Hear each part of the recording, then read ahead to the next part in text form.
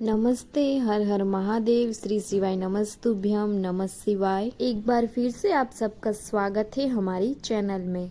आज की इस वीडियो में हम बात करने वाले हैं कि हम महादेव की पूजा अर्चना करते हैं तो हमें किन किन बातों का ध्यान रखना चाहिए, जैसे कि किस दिशा में बैठकर शिवलिंग पर जल चढ़ाना चाहिए, कौन से पात्र में जल लेकर शिवलिंग पर चढ़ाना चाहिए, महादेव को जल चढ़ाते वक्त कौन सा मंत्र बोलना चाहिए, जल के पात्र में क्या डालकर जल चढ़ाना चाहिए, शिवलिंग के ऊपर कौन से 5 स्थानों पर जल चढ़ाया जाता है। जल चढ़ाने के बाद यह कार्य अवश्य करें। अगर पवित्र मन से भगवान की पूजा की जाए तो भगवान स्वीकार कर ही लेते हैं, पर महादेव की पूजा अर्चना के लिए हमारे शास्त्रों में कुछ नियम बताए गए हैं। हो सके तो इन चीजों का पालन अवश्य करें।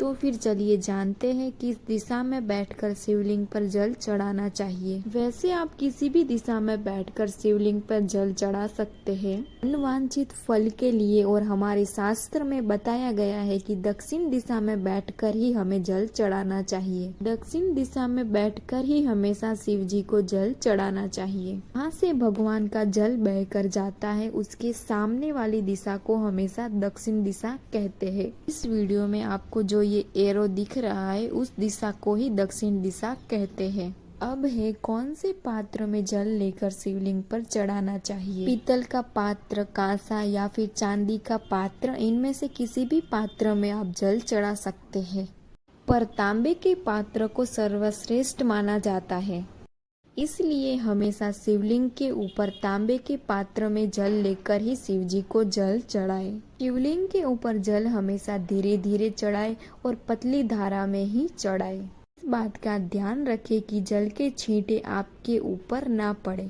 अगला है जल चढ़ाते वक्त कौन सा मंत्र बोलना चाहिए। जल चढ़ाते वक्त महादेव का पंचाक्षर या छठाक्षर मंत्र भी बोल सकते हैं। पंचाक्षर मंत्र यानी नमः शिवाय, छठाक्षर मंत्र यानी कि ओम नमः शिवाय। उसके अलावा श्री शिवाय नमस्तुभ्यम, हर हर महादेव, इस मंत्र का भी उच्चारण आप कर सकते हैं। उसके अलावा आप मृत्युंजय मंत्र भी बोल सकते हैं।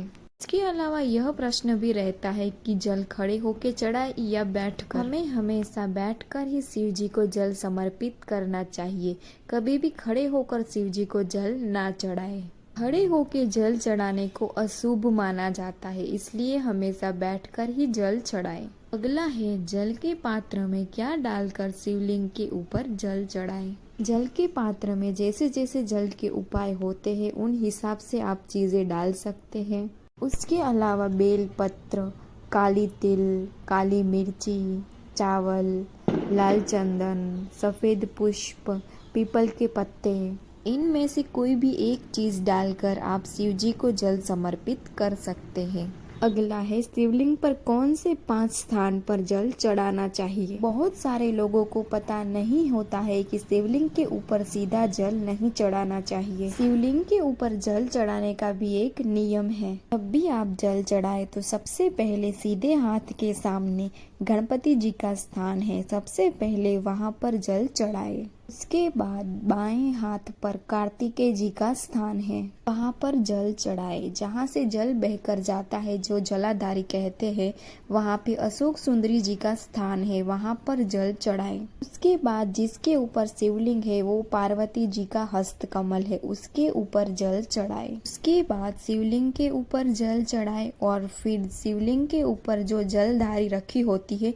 उसके अंदर थोड़ा सा जल समर्पित करें। इन 5 स्थानों के ऊपर जल चढ़ाने के बाद ही हमें शिवलिंग के ऊपर जल चढ़ाना चाहिए। सबसे पहले गणेश जी का स्थान है, वहां पर दूसरा कार्तिकेय जी का स्थान है, वहां पर तीसरा जहां से जल बहकर जाता है जो अशोक सुंदरी जी का स्थान है, चौथा स्थान है माता पार्वती जी का हस्त कमल, और 5वां स्थान है शिवलिंग के ऊपर जो जलाधारी रखी होती है वो। सबसे पहले इन 5 स्थानों के ऊपर जल चढ़ाए, फिर शिव जी के ऊपर जल समर्पित करें और शिवलिंग के ऊपर हमेशा धीरे धीरे जल समर्पित करें। अगला है जल चढ़ाने के बाद यह कार्य अवश्य करें। जल चढ़ाने के बाद या फिर पूजा करने के बाद जब भी आप मंदिर से बाहर निकले तो आखिर में 3 ताली अवश्य बजाएं। 3 बार ताली बजाने का भी एक अलग ही महत्व है।